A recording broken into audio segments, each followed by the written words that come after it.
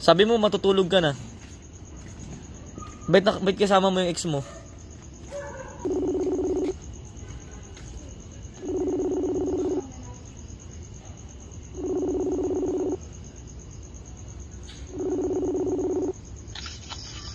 Hello?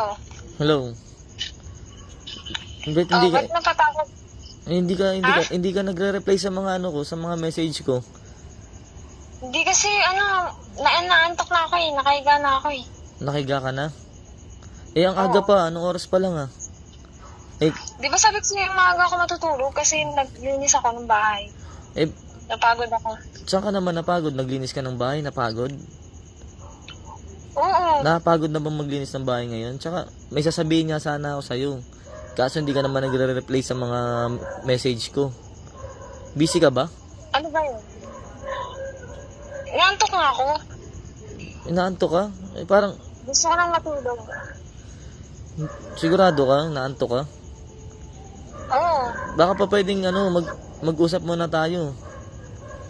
Bakit? Hindi mo ako nire-reply sa... Para saan ba? Ano para saan? Hindi ka nagre-reply sa mga message ko. Hindi kasi, di ba sinabihan na kita na matutulog na ako? Sigurado ka matutulog ka? Ang aga pa nga. Ang aga pa. Ba't parang...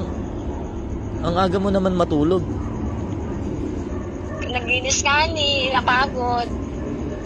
Nakahiga na nga ako, inaantok na ako kanina pa. Ah, kanina ka pa inaantok. Oo. Hindi ka naman busy. Hindi naman. Matutulog na nga, magiging busy pa. Eh, kasi hindi ka nagre-reply. Hindi ka man lang nag-good night sa akin. Matutulog ka na pala. Ay, nakalimutan ko kasi. Hindi mo ba alam? Hindi, kasi napagod. Hindi ko na naisip magpaalam.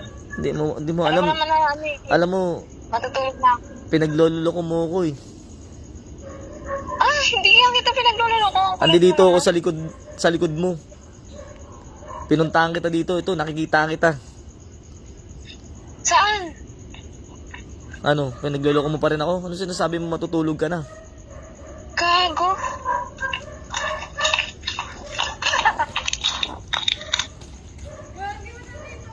Ano? Ba't nandiyan yung ex mo? Sabi mo matutulog ka na. Ba't kasama mo yung ex mo? Ha?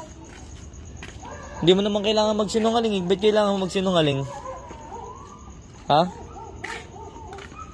Ano? Ba't hindi ka makasagot ngayon? Dahil nahuli kita? Nagloloko ka?